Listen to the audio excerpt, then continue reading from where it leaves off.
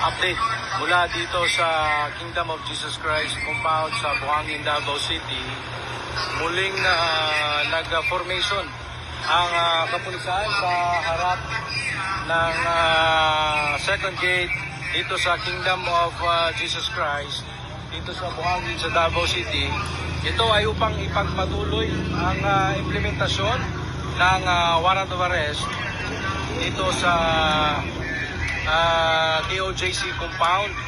Kung inyo makikita mga kapuso ay naka-alerto na ang riot police at nakatakdang pasukin ng kapulisan ang gate ngayong mga sandaling ito. No? Kanina ay maririnig natin ang ating kapulisan na ginamit itong truck kung saan nakapatong ang kanilang LRAD upang paalalahanan ang sino mang pipigil sa kanilang pagpasok dito sa KOJC compound.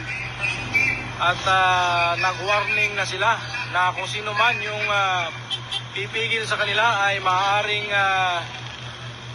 maharap sa obstruction cases. Kung inyo makikita mga kapuso ay pinapasok ng muli ng kapulisan ang laban kay Apollo Kibuloy, kay Jacqueline Roy, kay Enting Canada, kay Pauline Canada, kay Ingrid Canada, at kay Sylvia Jimenez. Hindi namin sinasabi na sila ay guilty na. Sinasabi namin may utos naman sa kagaya ng trapiko dito sa may harapan ng KOJC at sa Davao International Airport ay bahagyang bumigat ang takbo ng trapiko. Ito nga ay dahil sa patuloy na pag-implement ng warrant of arrest ng kapulisan dito sa Christ.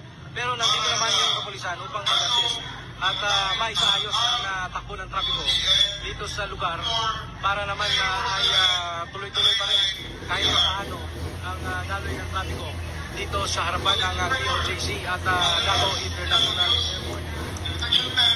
Itong naririnig natin ngayon sa LRAD or sa long range acoustic device ng PNP ay si General Nicolas Torre III yung nagsasalita upang hikayatin ang pagsuko ni Pastor Apollo Kibuloy at sa kanya mga kasama dito sa harap mismo ng mga abogado ay give it to them.